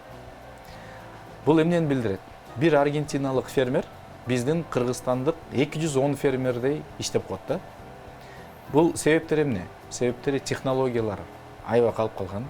Биздин айыл чарбада азыр технологиялар көбүнчөсүндө орточо алганда билбейм 19-кылымдын технологиялары да. Бизде адистер жетишпейт. Ошонун баарын мындай азыр артта калган мындай технологиялардын арттан калган ушул фермерлерди биз чемпиондордун Кыргызстандагы эң алдыңкы чемпиондордун деңгээлине жеткизе алыш керекпиз. Андан сырткары сырттан дагы күчтүү фермерлерди алып келип, күчтүү технологияларды алып келип, жалпы Кыргызстандын фермерлеринин мындай деңгээлин көтөрүш керек да. Ошондо кадимкидей өзгөрүүлөр башталат. Анан биз ошол эң мыкты адистерди алып барган үчүн аякта баары мындай көз ачылды да. Ушунча болот турбайбы? Ушундай кылса болот турбайбы деп. Анткени көбүнчөсү силер айткандай эле талык иштерди, тиги мал чарбасы менен эле иштеп коюп, мындай эптеп-септеп эле жашашат да. Ошол мындай эптеп-септеп жашаганды токтотуп, биз мындай кадимкидей прогрессивдүү бир технологияларды алып келип, жаңы деңгээлге мындай көбүрөөк акча алып келе турган тармактарга да басым жасаш керекпиз да. Негизи мындай менин көз карашым боюнча Кыргызстанда $7 кымбат тура турган продукцияларга гана ставка жасаш керекпиз. Анткени керек болсо самолет менен биз жетишкендей, эгерде чек аралар жабылып калса дагы самолет менен жеткизип дүйнөлүк бир базарларга сата тургандай продукцияларды өндүрүш керекпиз да. Ошол эле бал бул кымбат дүйнөдө. Балык кымбат, эт кымбат. Жана чычырканактарды, ар кандай бөмө жемиштерди кургатып туруп сатсак кымбат болот. Дары чөп кымбат. Ушундай өтө кымбат нерселерди өндүрсөк, ошого жерлерибизди, сууларыбызды ошого мындай пайдалансак, анда биз мындай аябай конкуренциядан кыйын болобуз да. Анан мына просто бир эле мисал катары айтып кетейин. Ошол эле будай, арпаны айтып атабыз, баары көбүнчөсү ошол менен иштейт. Будай, арпаны макул азыр мына бул жылы баалар жакшы болуп атат, бирок ошондо дагы орточо 2 тонна өндүрүшсө, 2 тоннаны өндүрүп алып, бул баасы мейли кымбат деп койлу, 25 сом деп койлу. Бул 50,000 сом. 1 гектардан мына жалпы кирешеси 50,000 сом. Андан тышкары бүт кетирген расходтордун баарын, чыгашасын баары санап чыкканда, ашып кетсе 25-30 миң сом алсын деп койлу. Эми ошол эле чычырганакты айтып кеттик ал жактан. Эгерде баарын жаңы ошо технологияларды алып келип отургузсак, 1 гектардан миллиондон 2-3 миллионго чейин таза киреше тапканга мүмкүнчүлүк бар. Биз 1 гектарды өзүбүздүн жерлерибизди иштетип, кайра мындай кыйналып 20-30 миң сом табасызбы же 2-3 миллион сом табасызбы деген маселе да. Бул жаңыча көз караш керек. Жаңыча мындай дүйнөнү кыдырып, ошол жактан жаңы технологияларды алып келиш керек. Жаңы башкача ойлонгон кадрларды даярдаш керекпиз да. Ошолорду мындай алып келип, биз азыр ошондой негизи максат ошондо коюлган. Менин оюмча, ушу уюштуруучулар тарабынан коюлган максатка толугу менен жеттик. Анткени аякта баары мындай кеткиси келбей, кайра сурап, анткени буякта профессионалдар келген да, практиктер да келген. Айтып беришти, мындай кылсаңар болот. Биз монтип кылып атабыз, мындай каталар жазып атабыз десе, мындай кылып көргүлө дегенде, булар чын эле ушундай кылсак болот турбайбы депчи. Азыр ыргытып аткан нерселерди мисалы үчүн пайдаланса болот да. Бизде мындай ысырап көп.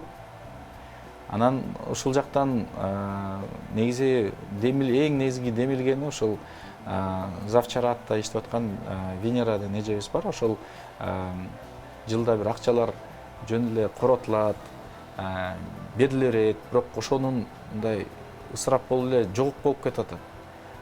Ошо тоо кен тармактан деле акча бөлүнүп берилет да, мындай ар кандай сос пакетинен дегендерчи, бирок андай көрүнүктүү нерсе болбой атат. Туруктуу жактарга колдонулбой атат дегендиктен ушундай бир ойго келдик. Анан дагы көбүрөөк партнерлорду чогултуп ушундай иш-чараны өткөрдүк да. Мыкты. Темирлан мырза, сизге да сөз берелик. Тилек байкени токтотуш аябай кыйын. Тилек байкеге сөз берсек, эфирдин аягына чейин сүйлөйт. Андыктан предприниматель компаниясынын ивент менеджери катары сиздин оюңуз боюнча долбоор ишке аштыбы? Долбоор ийгиликтүү өттү деп эсептейм. Анткени ошол алыс Канышкы айылында өткөнгө карабастан ошол жергиликтүү эл абдан кызыгышты. Ошол Тилек мырза айткандай эле ошол абдан көп практиктер келип, анан жергиликтүү жашоочулар көп суроолорду берди. Ошонун жыйынтыгында 8 группага бөлүнүштү.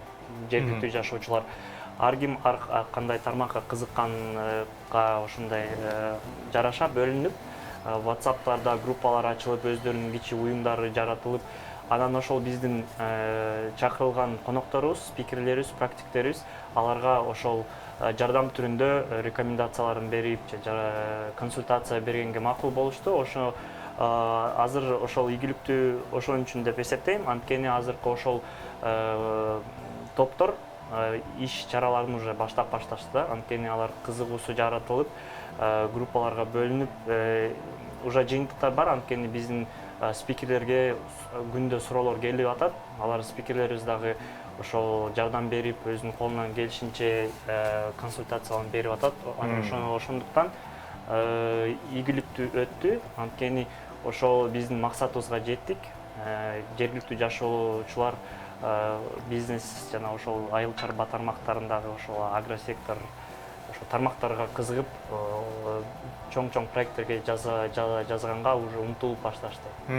Негизи эле предприниматель компаниясы боюнча жакшы жаңылыктарды дайыма алып турабыз. Алып барган иши боюнча дайыма карап турабыз, жаңылыктарды окуп турабыз. Андыктан ушул компания боюнча азыр кененирээк сүйлөшөбүз. Темирлан мырза менен жана Тилек мырза менен бир нече мүнөттөрдөн кийин, жарнамадан кийин кайра маегибизге келебиз. Кечтин кезекчиси Адилет Каиров. Азыркы учурда өзүңүздүн бизнесиңизди, өзүңүздүн идеяңызды ишке ашыра албай жатсаңыздар, эгер сиз айыл жергесинде же болбосо региондордо жашасаңыздар, бул тема сиздерге аябай кызыктуу болот. Анткени бизде конокто Тилек Токтогазиев Номадинг инженердик компаниясынын негиздөөчүсү жана ошондой эле Кыргыз Республикасынын айыл чарба тамак аш өнөр жай жана мелиорация экс-министри Темир Осмонкулов предприниматель компаниясынын ивент менеджери. Чоң рахмат да бир жолу. Мыкты темада сүйлөшүп атабыз, аябай кызыктуу. Предприниматель компаниясы боюнча дагы маалымат берип кетсеңиз, азыркы учурда кандай дагы мындан тышкары долбоорлорду алып барып жаткан учуру? Биздин компаниябыз 8 жылдан бери өзүнүн иш-чарасын алып жүрөт. Биздин максатыбыз ар бир ишкердин өзүнүн кыялына жана максаттарына жетүүгө жардам берүү. Азыркы учурда кандай долбоорлор бар? Биз азыр ийгиликтүү шамал долбоорун өткөзүп бүттүк. Ошол 24-нөн 26 сентябрь даталарында өттү. Тилек мырза дагы спикер болду. Ошол чоң долбоор болду. Бул негизи максаты ошол Кыргызстанды туризм жактан өнүктүрүп, өзүбүздүн жергиликтүү жашоочуларыбызга дагы Кыргызстандын жакшы жерлерин көрсөтүп, жана 3 күн эме байланыш жок жерге чыгып, жаратылыш ачык асманда ошол өзүнүн ой тутумун өзгөртүп, жана жаңы максаттарды коюу үчүн ушундай иш-чараларды өткөрөбүз. Бул буюрса эмки жылы дагы жылда өтө турган проект болот. Эмки жылы биздин пландар боюнча 2000ден 4000 адамга чейин өткөрүү деген пландарыбыз бар. Андан тышкары биздин ошол билим берүү тармагыбызда дагы көптөгөн проекттерибиз бар. Ушул октябрдын аягына жылдын башынан бери 3-4 чоң проекттердин жыйынтыгына жеткиздик. Ошол түштүк региондордо дагы ишкерликке окутуу жана айымдарды ишкерликке окутуу жана мигранттарды ишкерликке окутуу сыяктуу көптөгөн проекттердин жыйынтыгына жеттик. Ийгиликтүү азыркы ошол 700дөн 1,5 миңге чейин катышуучулар болгон проекттерибиз бар. Андан тышкары өзүбүздүн дагы форумдарыбызды өткөзөбүз. Анткени уже тажрыйбалуу ишкерлерге дагы биздин продукторубуз бар. Форум өткөзгөнбүз. Азыр дагы жакынкы арада декабрь айында Grably Night деген долбоорубуз даярдалынып атат. Бул дагы биздин ар жылда бир жолу өтүүчү проектибиз. Grably орусча ошол эме тырнак, кыргызча тырмак. Анан ошол ишкерлер өзүнүн ийгиликтери жөнүндө айтпай, өзүнүн ошол кандай ката кетирген, ошол каталарынан сабак алган, кантип тажрыйбаны өстүрүш керек, ошол жөнүндө болот.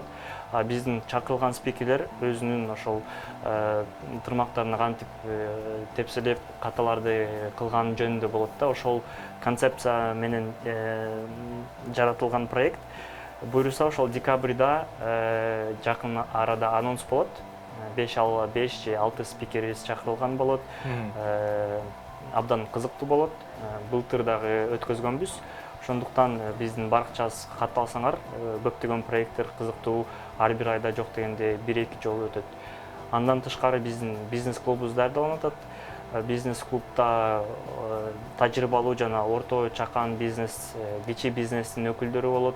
Ошол биз уюмду куруп, бири-бирибизге жардам берип, таанышып, партнер болуп, жана клиенттерди табууга мүмкүнчүлүктү жаратуучу клуб ачайын деп атабыз. Азыр даярдыктар болуп атат. Буюрса жакынкы арада бир айдын ичинде дагы ошол бизнес клубубузду баштайбыз. Мыкты. Тилек мырза, ушул утурлар сизге суроо. Азыркы учурда ишкерлер аябай көп. Кыргызстан боюнча өзүңүз айтып кеткендей дагы эми айыл жергесинде дагы аябай көп ишкерлер пайда болот деген ойдомун. Ошого карата сапаты кандай ишкердиктин азыркы учурда? Анткени баарыбыз байкагандай эле көп эле кафелер ачылып, көп эле магазиндер ачылып, кайра бир жылдан кийин жабылып калат атпайбы? Ошол боюнча айта кетсеңиз. Жана мыйзам жактан, бийлик жактан дагы колдоолор барбы? Эми бул жерде мындай комплекстүү биз караш керекпиз да. Анткени эгерде биз ишкерликти өнүктүрөбүз десек, биякта мамлекеттик да бир программалар бар болуш керек. Программаларда бул эмнелерди жазалыш керек? Биринчиси бул кандайдыр бир барьерлер бар болсо, бюрократия бар болсо, ошолорду жокко чыгарыш керек да. Барьерлер бар жер деген бул ошо коррупциянын себепкерлери болот да. Ошол атайын барьерлер, шлагбаумдарды коюп, эгерде ушул жактан батыраак өтөм десең, анда мага акча берип кой, мен сени батыраак өткөзүп коем дегендей мындай шылтоолор болушу мүмкүн да. Ошол үчүн бул коррупциянын булагы. Барьерлерди алып, конкуренттик бир чөйрөнү түзүш керек да. Ошондо кадимкидей бизнес мындай өнүгүп баштайт. Экинчиси бул технологияларды алып келиш керек. Ушул тармакта, ар бир тармакта, бизнестин ар бир тармагында технологиялар сырттан эл аралык мындай эң алдыңкы заманбап технологиялар келгенге шарттарды түзүп бериш керек. Үчүнчүсү бул кадр маселесин. Ушул түшүнгөн, ушуну жакшы билген, ушу технологияларды түшүнгөн кишилерди биринчи убакытта сырттан мындай экспаттарды алып келип, андан кийин Кыргызстандын ичинде ошол билим берүү система аркылуу ушул кадрларды дайындап бериш керекпиз да, бизнес үчүн, бизнес чөйрө үчүн.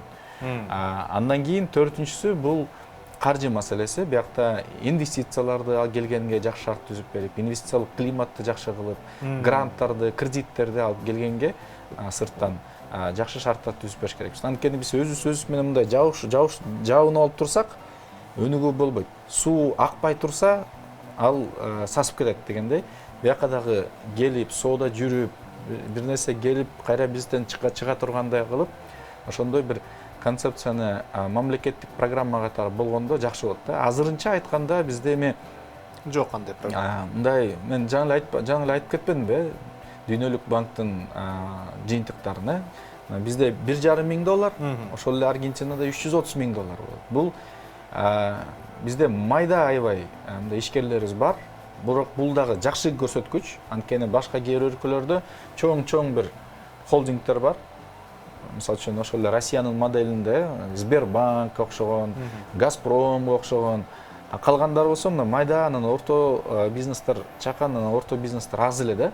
Бизде ал жагынан бул жакшы көрсөткүч, анткени ар бири аракет кылат. Бул ошол эле швейный тармакта иштешет, ошол эле кайра иштетүү тармакта иштешет, айыл чарба тармагында иштешет. Бирок бул жактан мындай мамлекеттик программа жок болгондуктан буларны өнүктүргөн. Бул ишкерлер өзүнүн эле мындай колдоп жүрүшөт да. Мындай асфальт төшөп салса дагы алып туруп бир өсүмдүктөр өсүп чыгат го. Ошондой эле болуп атат да. Бул жерде биздин ишкерлерге биз мындай алкыш айтып аябай суктансак болот. Ошондуктан потенциал аябай чоң негизи. Элибиз дагы даяр, күчтүү, ишкерлерибиз дагы жакшы. Мындай маалымат жагынан, идеологический жагынан да караш керекпиз, анткени Союздан бери мындай келип атат да барыча. Союздан бери, илгертеден бери 75 жыл ишкерлик деген бул мындай жаман нерсе деген болчу да. Бул мындай мыйзамсыз нерсе. Сен ишкер болсоң, сен аферистсиң. Сен ишкер болсоң, сен алдамчысың дегендей идеология куюлуп келе берген да. Анан азыр деле ошонун кесепети бар, сезилет кадимкидечи. Ишкерлерге мындай элдин душманы дегендей өзгөчө мындай кээ бир популисттик ойлор айтылып кетет да. Байлар деген жаман дегендейчи. Жок, биз ага өзүбүздүн ой жүгүртүүбүздү өзгөртүш керекпиз. Бай деген жакшы киши, бай деген эгерде адал жол менен тапса, бул жакшы киши. Ушул бай кишилер аркылуу бай болуп, ишканаларды ошол ачып, жумуш орундарды түзүп, салыктарды төлөп берип аткан ошо бай кишилер, булар аркылуу мамлекет өнүгүп турат деген идеологияны ишкерлерге мындай жакшы аң сезим менен биз мындай ой жүгүртүш керекпиз да. Ошондо кадимкидей менин оюмча дагы ишкерлердин саны көбөйөт. Элдин арасында, коомчулуктун арасында дагы ишкерлерге мындай мамиле дагы өзгөрүлөт да. Ошого жетишип алсак, ушул жактан предприниматель компаниясы өтө чоң бир салымын кошуп атат. Эч кандай мамлекеттик колдоосу жок эле дүйнөлүк деңгээлдеги спикерлерди Кыргызстанга алып келип, ошол эле мына Додо пиццадан келген негиздөөчүсү. Ал башка өлкөлөргө барып даже андай кээ бир лекцияларды окуган эмес. Борбор Азияга келелек, бизге келип ошондой спикерлер болот. Миллиардерлер, дүйнөлүк миллиардерлер келип, биякта өзүнүн бир презентациясын эметип, биздин ишкерлерге мындай илхом берип атышат да. Биздин ишкерлер дагы аны көрүп алып, мына биз чаткалга барганда эле алар уже мындай республикалык деңгээлде ой жүгүрүш керек деген ой келди. Сырттан келген мындай мыкты ишкерлер болсо, биздин ишкерлерге Кыргызстан менен чектелбей, биз дүйнөлүк деңгээлдеги ой жүгүрүш керекпиз дегендей, мына буяктагы рамкалардын баары сынып кетип атат да. Ошондуктан бул жактан ошол предприниматель компаниясына окшогон өздөрүнө биз мындай ыраазычылыкты билдирип, ушул бүт иштеп аткан мындай демилгелерин биз колдогонго дагы колдоо алыш керекпиз да. Мыкты. Темирлан мырза, сизге суроо. Азыркы учурда ошол көп эле компаниялар, көп эле кишилерден угуп калып атам, криптовалюта, биткоин деп. Сиздин ушул жеке ишкер жана ушул ишкердик тармагында жүргөндүктөн адис болуп калдыңыз да өзүңүз дагы. Бул канчалык деңгээлде Кыргызстанга керек? Ушул тармагында иш алып баруу. Сиздин оюңуз боюнча. Эми негизи бул дүйнөдө болуп аткан тенденция, менин оюмча азыр биз дагы Кыргызстан дүйнөлүк деңгээлге чыгууга аракет кылышыбыз керек. Ошондуктан азыр приоритетке койбосок дагы жакынкы келечекте ошол максат катары биткоин жана ошол криптовалютаны киргизүүгө аракет кылышыбыз керек. Анткени криптовалюта бул өтө чоң мүмкүнчүлүк, жакшы нерсе. Анткени азыркы дүйнөлүк банктар монополист болуп, мисалы ишкерлердин ортосунда болгон операциялардын өзүнүн комиссияларын алып, көп эле бир топ акча комиссия катары кетип калып атат. Мисалы ошол криптовалюта, биткоин жана башка түрлөрү менен алсак, ал жакта комиссия өтө эле аз. Мисалы катары айтып кетсем, бир адис менен сүйлөштүк өткөндө. Анан ал айтты, $7 миллион өткөзгөн үчүн комиссиясы $7 эле. $7, анткени ошол 7 миллионду 7 бөлүккө бөлүп которулганда 1 миллиондончу ошого мындай санасак 1 миллиондун комиссиясы $1 болот. Анан ушул абдан чоң мүмкүнчүлүк. Анткени банктарга өзүнүн комиссиясын калтырбай, толук түрдө өзүң тапкан акчаңы башка өзүнүн керектүү нерселерге жумшаганда комиссиясы жок өткөрүүгө мүмкүнчүлүк ачылат. Ошондуктан азыркы учурда Кыргызстан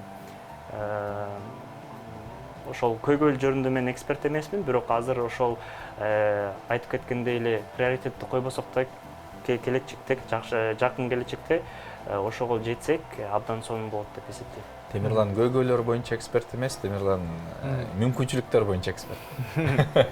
Көйгөйлөрдү көрбөйт, ишкерлер көйгөйлөрдү көрбөйт. Ишкерлер мүмкүнчүлүктөрдү көрөт. Сиздин оратордук талантыңызга таазим, Дилек мырза. Ушуга эле утурлай суроо сизге, ошол предприниматель компаниясында канча жыл болду иштегениңизге өзүңүз? 2 жыл кетти. 2 жыл кетти. 2 жылдан бери анализ жүргүздүңүз болуш керек ишкердик тармагындачы. Кыргызстанда кайсыл тармакка көп инвестиция керек сиздин оюңуз боюнча? Кайсыл тармактан идеяларды тап, ошол тармактан бизнес ачса болот? Менин оюмча азыркы мисалы Кыргызстандын бизнес чөйрөсүн караганда бул чоң мындай көлөмдүү бассейн катары деп эсептесек, абдан көп тармактар бош, жок, мисалы көп эмелер бар да. Мүмкүнчүлүктөр, бирок тилекке каршы көптөгөн мындай кемчиликтери көп. Ошол жактан мүмкүнчүлүктөр кетип атат да. Ошондуктан биринчи ирет ошол мүмкүнчүлүктөрдү жабыш керек. Азыр Тилек мырза айтып кеткендей эле кандай сунуштарын айтып кетпеди, реформалар боюнчачы. Ошону жатсак, анан инвестиция келиши мүмкүн. Анткени ошол мировой Всемирный банк жана башка частный инвесторлор азыр азыркы учурду көрүп, көбүнчөсү ошол инвестиция кылгандан коркушат. Анткени акыбал бизде мындай стабилдүү эмес, ошондуктан инвестиция кылгандан коркушат. Мен ойлойм, биринчи ошол көйгөйлөрдү кылышыбыз керек, жана жыйынтык көрсөтүш керек, ошондо инвестиция келет. Бирок жакшы жаңылыктар боюнча азыр ошол Бишкекте кичи бизнестер көбөйүп атат. Алар чакан бизнеске айланып, анан чоң бизнес гиганттарда пайда болуп атат. Мен ойлойм, ошол биз креативный экономиканы дагы, ошо айыл чарба экономикасын дагы өнүктүрө берсек, келечегибиз ачык болот. Бирок ага карабастан биринчи ирет ошол көйгөйлөрдү чечишибиз керек, анан инвестиция келет. Мыкты. Тилек мырза, сиздин оюңуз боюнча баягы ушул айда 1 жыл мурун Кыргызстанда аябай орчундуу окуялар болуп өткөн. Ушундай окуялар бизнес тармагына жана ишкерлер тармагына канчалык деңгээлде өзүнүн таасирин тийгизет? Эми бул жакта ар кандай да. Кээ бир өлкөлөрдө жылда ошондой бир нерселер боло берет. Ошол эле Израилди алайлычы. Аякта керек болсо согуш болот. Туурабы? Бирок мамлекеттик структурасы жакшы иштеп аткандыктан, системасы жакшы иштейт. Жалпы мындай шарттар жакшы түзүлгөн үчүн ишеним бар. Мындай сырткы бир нерселер өзгөрүлүп атса дагы, бирок каяка ишенет да. Ошол эле Кореяны алалы, Түштүк Кореяда жылда канча президент алмашты, ар бир президенти түрмөдө отурат же атылып өлүп калат. Бирок система жалпы иштейт. Институттар деп коет да, бул ушул институттар иштейт. ошол эле сот системасы жакшы иштейт, ошол эле тиги бул укук коргоо органдары жакшы иштейт. Анткени инвестор акчасын алып келгенде бирөө келип туруп анысын башкача алып кетпегендей укук коргоо органдары иштеш керек. Эгерде бирөө алдап кетип атса, сотко берип кайра алып келгенге мүмкүнчүлүктөр бар болуш керек. Эң негизги жеке мүлк эч кимден ала албайт деген гарантия, кепилдик бар болсо, анда инвесторлор келет. Бирок анын үчүн ички инвесторлор биринчи ишениш керек. Ички ишкерлер Кыргызстанда эч жака кетем деген ойлору болбосо, мына Кыргызстан эң дүйнөдөгү жакшы өлкө, бизнесте иштеш үчүн эң жакшы өлкө деген ишеним бар болуп туруп, анан ошону дүйнөлүк бүт элге трансляция кылып айтып турушса, анда инвесторлор келет. Кандай катаклизмдер болбосун, кандай бир өзгөрүүлөр болбосун, саясий туруктуулуктагы болбосо да, бирок жанакындай институттарыбыз күчтүү иштесе, биякта институттар күчтүү иштегенде бир кишиден эч нерсе көз каранды болбойт. Ким президент болсун, эмне болсун, айырмасы жок. Ошол үчүн биякта жана ушундай күчтүү ар бир тармактарда мына улуттук банк өзүнүн саясатын жүргүзүш керек. Ага эч ким кийлешпеш керек.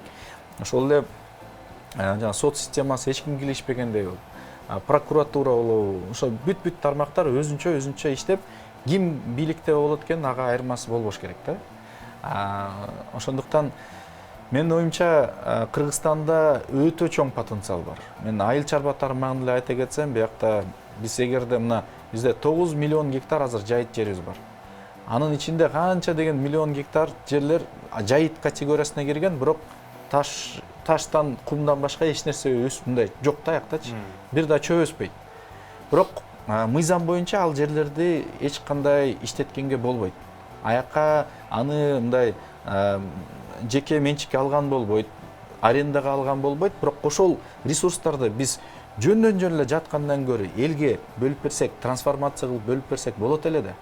Мына мен санап чыктым, элестеткиле ошондой тоолуу аймактарда, эч нерсе өспөгөн жерлерде 200 000 гектар ушундай жерди бөлүп берип, Чычырканакка мисалы үчүн бөлүп берсек, эң аз дегенде 4 миллиард доллар, элестеткиле, 4 миллиард доллар жылда акча алып келе турган ресурсту биз потенциалды ачып берип атабыз.